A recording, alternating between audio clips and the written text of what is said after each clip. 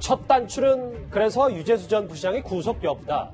이렇게 유재수 전 부시장에 대한 검찰 수사가 여권 윗선을 겨누게 되면서 결국 구속 여부가 관건이 됐습니다.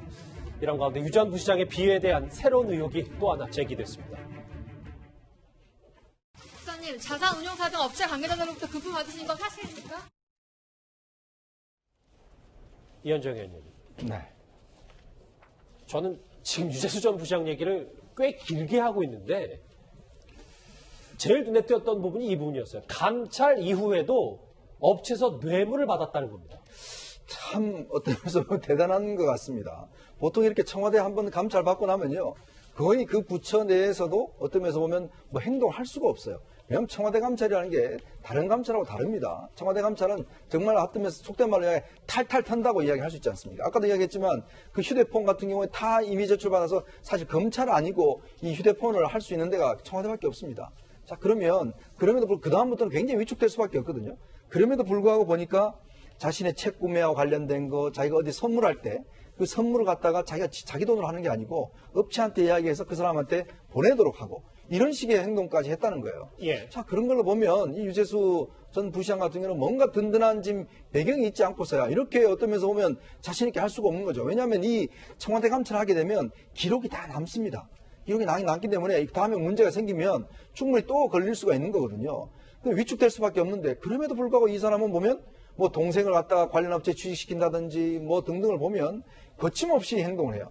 자, 그런 게 어느 정도의 어떤 면에서 보면 우리가 이야기했듯이 권력형 어떤 비호 세력이 있지 않고서는 과연 저런 행동을 할 수 있었을까? 솔직히 의문스럽습니다. 자신감이 좀 지나치다 싶을 정도로 대단해 보여서요. 그런데 장혜철 평론가님, 화면 같이 보시죠. 어제 저희 채널의 단독 보도인데 원래 그 뇌물 혐의가 5천만 원 정도 안팎이라는 얘기가 있었는데 부당이익이 2억 원 상당이게 이거는 동생 취업 청탁과 관련이 있는 거죠? 네, 지금 유재수 전 부시장이 직접 수수한 것으로 의혹을 사고 있는 것들은 골프채나 그리고 미국과의 항공권, 자녀들의 유학비 등 한 5천만 원 정도라고 합니다. 차량 편의 지원도 있을 것이고요. 그런데 본인의 동생에 대해서 취업 청탁을 해서요. 한 자산관리업체에 취직을 시켰는데 그동안 받은 급여가 1억 5천만 원이라고 합니다. 이렇게 되면 이 1억 5천만 원도 당연히 대가성이 있기 때문에 제3자 뇌물죄가 적용이 가능한 것이고 유재수 전 부시장이 지금까지 드러난 것만 봐도 최소 2억 원 이상의 부당이익을 취득한 것으로 보여지는데 단순히 그냥 이 받기만 하고 끝난 것이 아니라 여러 기업들에게 금융위 명의로 표창장을 줬다고 하거든요. 그러한 표창장 또는 금융위 정책국장으로서 본인이 상당히 많은 부분을 배려해 줄 수 있는 이러한 것들이 전부 다 대가성이 있는 행위이기 때문에 저는 왜 지금 검찰이 이 구속영장을 청구하면서 특가법상 뇌물수수를 하지 않고 일반 뇌물수수로 적용을 했는지 사실상 엄정하게 유재수 전 부시장이 혜택을 본 뇌물 액수가 훨씬 더 많다는 점을 강조하고 싶습니다. 예. 네. 우선요. 2017년 12월에 청와대 감찰이 중단이 됐습니다. 그렇죠. 그래서 재밌는 거죠. 2017년 12월 이후에 그런데 무슨 일이 있었느냐? 바로 조금 전에 말씀드린 것처럼 동생을 한 자산관리업체에 취업을 시켜서 1억 5천만 원 상당의 급여를 받게 했어요. 그렇죠. 이게 보통 일이냐고요. 지금 이제 우리 장희찬 평론가가 왜 특가법이 적용이 안 됐느냐 이렇게 얘기를 하는데요. 특가법이라고 하는 거는 3천만 원 이상의 뇌물을 받았을 때 적용이 되지 않습니까? 예. 그런데 지금 유재수 전 부시장 같은 경우에는 업체 한 4군데 정도서 뇌물을 받은 걸로 지금 나오고 있어요. 지금까지는. 그런데 특가법이 적용되려면 한 군데 업체에서 3천만 원 이상이에요. 그러니까 총 가액은 지금 나온 것만 해도 지금 3천만 원이 훨씬 넘죠. 예, 그렇죠. 그런데 한 군데에서 3천만 원이 안 넘기 때문에 특가법은 적용이 안 된 걸로 알고 있습니다. 예, 정태현 변호사님. 네. 정리를 좀 해볼게요.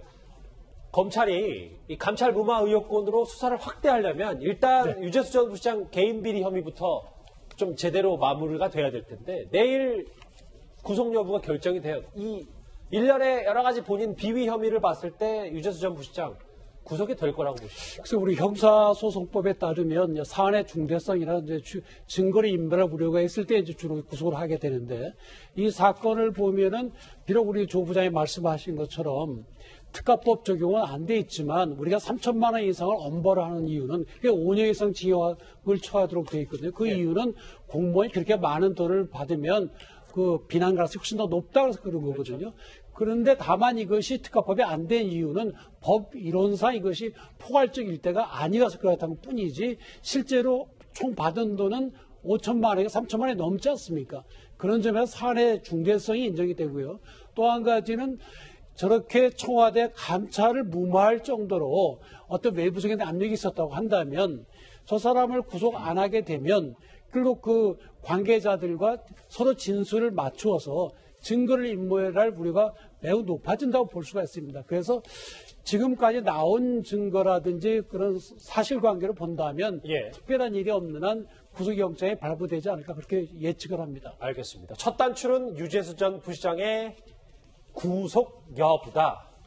관련해서 저희가 긴 시간 이 청와대 감찰 무마 사건에 대해서 하나하나 짚어봤습니다. 관련해서 댓글도 들어왔는데요. 한번 같이 만나보시죠.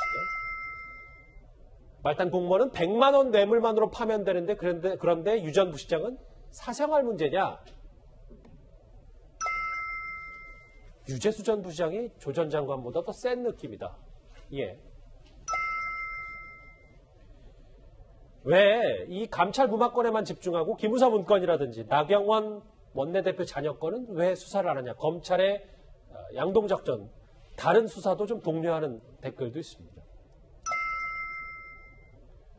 어차피 동부지검에서 조국 전 장관을 소환해봤자 묵비권 행사하겠지. 그런데 좀 상황이 다르다는 분석을 아까 해주셨었는데요. 예. 유재수 전 장관 책장사 하는 거 보니까 과거의 인물까지 소환이 되는 댓글까지 만나봤습니다. 댓글은 다 5개 전해드렸고요. 다음 주제는 이제 조 전 장관 가족 수사 얘기로 넘어갑니다.